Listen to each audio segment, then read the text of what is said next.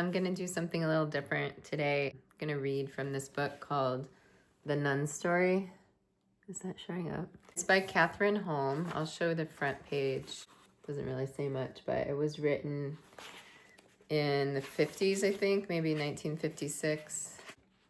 Yeah, 1956. And it's really become one of my favorite books, and I want to read a passage from it. I'll give a little context. So this woman, Sister Luke, is in the Congo, and she's a nurse, and she's tending to the people there. And she was in charge of taking care of some of the patients while the senior doctor, Dr. Fortunati, was gone. And she did really well with it. I forgot his name. Father Andre, I think is his name. He got to keep his leg. Father Andre, yeah. And it was a big deal. So she's a nun. And what I love about this book is all of the nuance, all of the subtlety. And this is a woman who is devoted to her path to consciousness, and her path toward God. You know, the life of a nun. Basically, she's given up everything, all the material and worldly belongings that she had. I think they have 6 items when they enter the convent. So here she is in the Congo. So it goes, but it was not a small matter, not when you were a nun, though but a sin of omission, the most forgivable. You nevertheless had to connect it to all the others that had gone before. You had to put it into the context of your religious life. The more failings she put into the context, the more depressed she became. The doctor was the first to see a change in her. One morning after operations, he detained her in surgery. He showed her the final x-ray of Father Andre's leg and gave her a photo print of it for a keepsake. To remind you always, he said, that you are an excellent nurse. He watched her slip the photo without comment into her pocket. Then he said, but you know something, sister. You're much too stark and disciplined a person. Something in your life here has made you so. I remember how you were when you first came out to the colony. Recently, I've watched you tighten, fold in upon yourself, and I cannot think why. Why is it, sister? Caught off guard, she flushed. That this irreligious layman had guessed her inner struggle nearly brought tears. She turned quickly and left the surgery. But his sharp face, grown suddenly sympathetic, was difficult to banish from her thoughts. And the way he had talked to her, as if she were a human being in the world, beset like any other with troubles that a friend might be able to understand and help to iron out. She knew that if she were the kind of docile nun, who thought every emotion worth reporting to the superior, she should go to Mother Matilde and tell of her reactions to the doctor's personal remarks.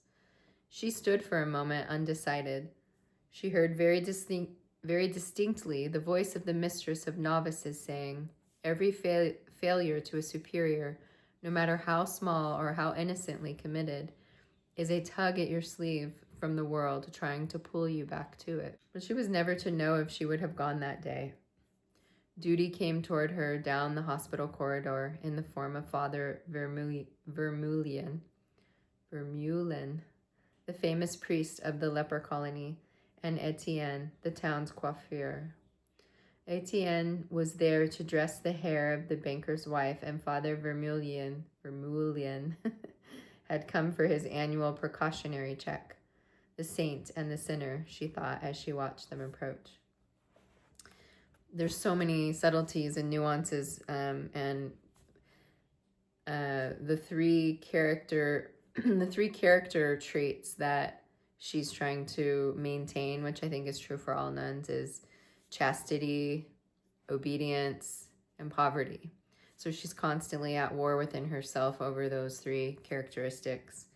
And even the doctor handing her, what did he hand her? Oh, the photo. She just slipped it in her pocket. And he was saying, how did he say it? To remind you always that you are an excellent nurse. Like, as a nun, she has to be looking out for those little bits of pride that may get in the way of her realizing, you know, this path that she's on toward consciousness and toward God. So I just find it absolutely beautiful, and I wanted to do something different. This channel is not one that I'm really like talking much about cancer or anything like that. It's just not a part of my reality. I do still deal with various like health things, but it's all pretty manageable. I wanted to do something else, so I highly recommend this book. That was from page 188, and then I'm starting on chapter 12. This is my second time reading it, and the first time I read it, wow, I just felt really the word intimacy is what was there for me. I felt so much depth and feeling and emotion. I mean, it's incredibly well written, but the way that she describes all these tiny little details are just so beautiful, and it's something that I strive for in my life, is to be able to appreciate subtlety, be able to appreciate tiny little details, and the meaning of them all. You know, I think we live in a world that people are just into explosions and plastic surgery and fast cars and going to Mars and all of these things, you know. None of it really is focused too much on just like sitting outside and looking out this giant window and appreciating the beauty of life, appreciating the magic of the moment, appreciating the day, the sunlight, the colors, a bird song.